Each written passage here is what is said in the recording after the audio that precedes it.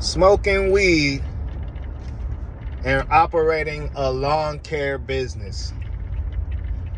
My story. All right. Now, when it comes to smoking weed, I've been smoking weed since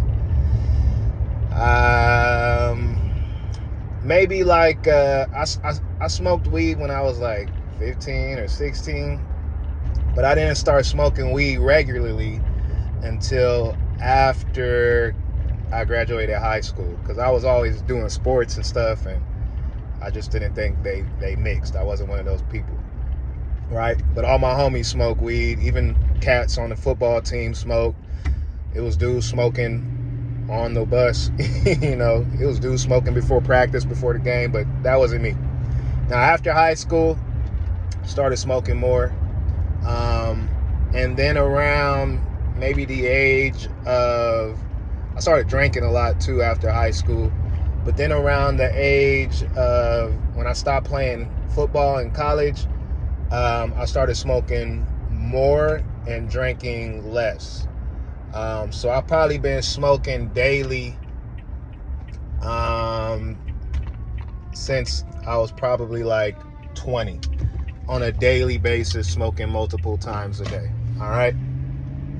Now, it never, I'm sure everything you do affects you, right? But it never was a super hindrance, because I was always in sales from an early age. I was doing like over the phone sales. I was able to make money and a good amount of it. And I never had to confront not smoking weed.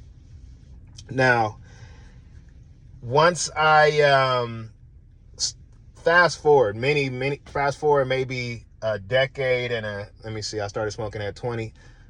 Fast forward 15 years of smoking daily, right?